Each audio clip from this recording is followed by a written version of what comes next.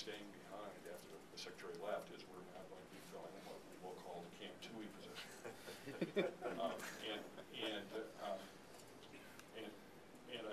I will just, I'm doing a series of interviews. I'm not going to give you names, but I can almost guarantee that when we make a decision, when you hear who it is, that it is going to be somebody that you can say, I can work with that person.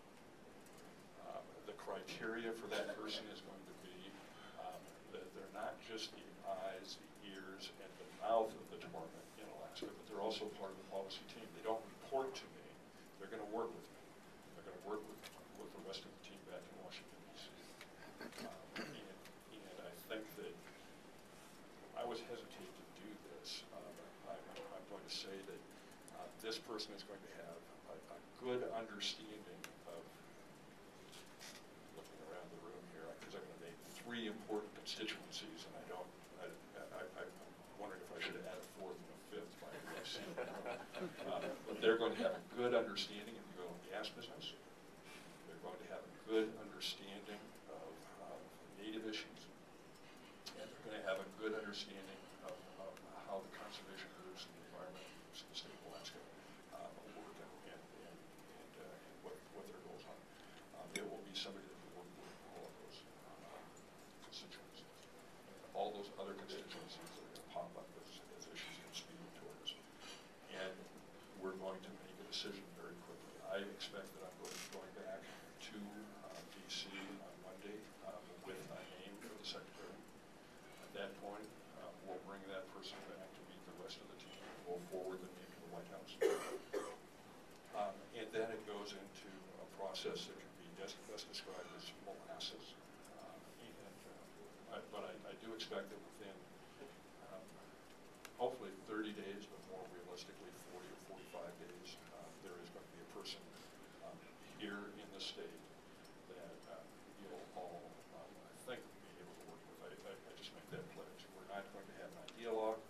We're going to have a professional and one who brings value, not just to us, but brings value to you. With that, let's start a dialogue here instead of just a monologue. You do questions and answers. Absolutely. Okay. Let's go to questions and answers, and I will try to get answers without making a lot of people's. Any questions? Get back in the room.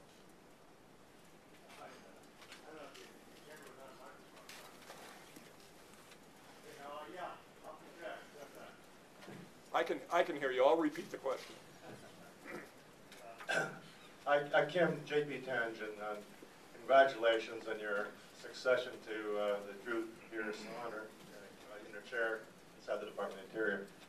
We're happy to have you there. I have a question that relates to mining and that sort of thing. It's not oil and gas or whatever, so I hope it's going to be permitted at this time. In the recent stimulus package, there was a large amount of money that was made available for abandoned mine cleanup across the West. The U.S. Department of the Interior, of course, has a lot of land in Alaska. Most of the national park lands are in the state. Most of the Fish and Wildlife Service lands, I think, are in the state. A lot of course, the 2 largest national forests from the Department of Agriculture in the state, a lot of BLM land.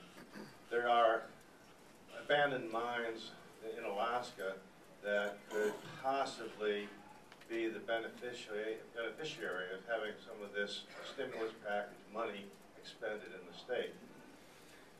On the other hand, I have been given to understand that the Secretary may have said words to the effect that none of this stimulus money is going to be spent for abandoned mine cleanup, that he is going to have mining law reform on his watch.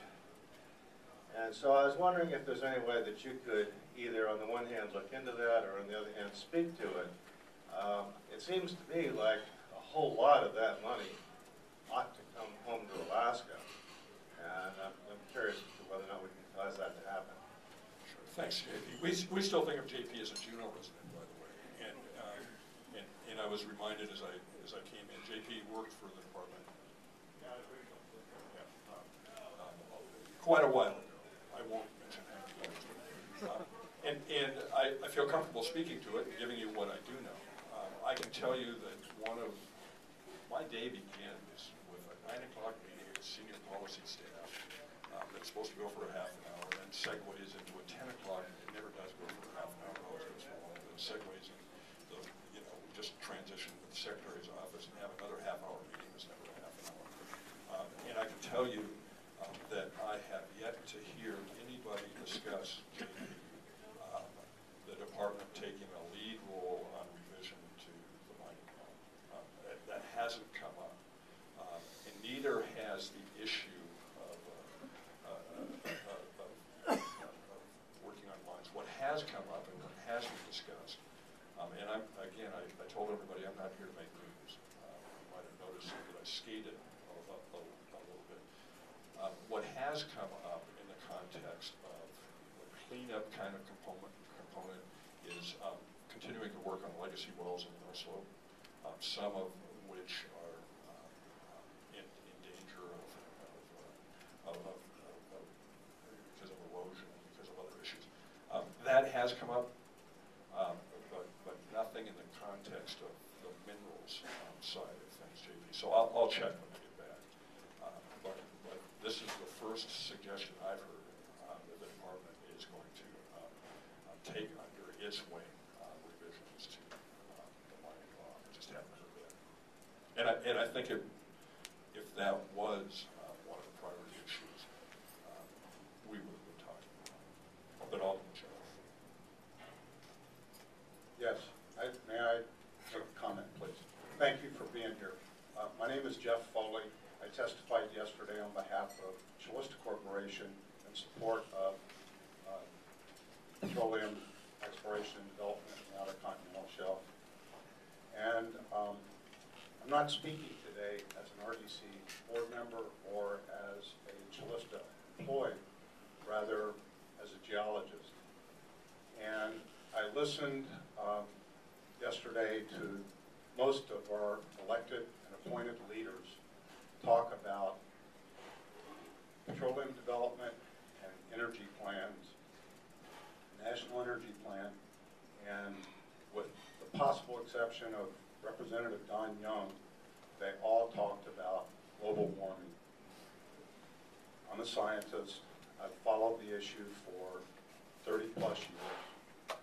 I just returned from New York where I attended the Heartland Conference, where leading atmospheric scientists from around the world who are speaking out against and refuting what I consider false claims regarding anthropogenic caused global warming.